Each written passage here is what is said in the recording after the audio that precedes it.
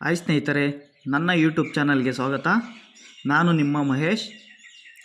ಈ ವಿಡಿಯೋದಲ್ಲಿ ನಾವು ಕನ್ನಡದ ಪ್ರಸಿದ್ಧ ಗಾದೆ ಮಾತಾದಂತಹ ತುಂಬಿದ ಕೊಡ ತುಳುಕುವುದಿಲ್ಲ ಎಂಬ ಗಾದೆಯ ಬಗ್ಗೆ ತಿಳಿದುಕೊಳ್ಳೋಣ.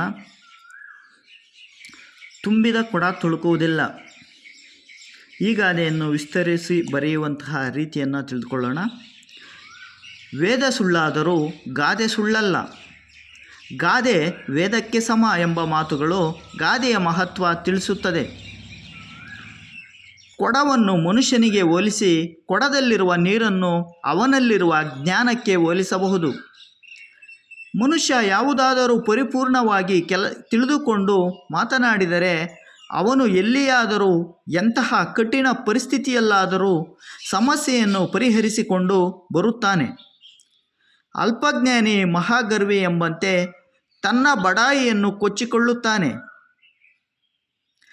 ಇಲ್ಲಿ ವ್ಯಕ್ತಿ ಪರಿಪೂರ್ಣವಾಗಿ ಅರಿತುಕೊಂಡಾಗ ಯಾವ ಸಂದರ್ಭದಲ್ಲಿ ಹೇಗೆ ನಡೆದುಕೊಳ್ಳಬೇಕು ಎಂಬುದನ್ನು ಕಲಿತಿರುತ್ತಾನೆ.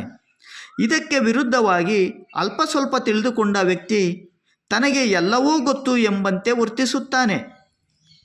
ತುಂಬಿದ ಕೊಡ ಯಾವತ್ತೂ ತುಳುಕುವುದಿಲ್ಲ. ಅದೇ ರೀತಿಯಾಗಿ ಜ್ಞಾನವಂತನಾದವನು ಸಂದರ್ಭಕ್ಕೆ ತಕ್ಕಂತೆ ಸರಿ ತಪ್ಪುಗಳನ್ನು ಅರಿತು ವರ್ತಿಸುತ್ತಾನೆ.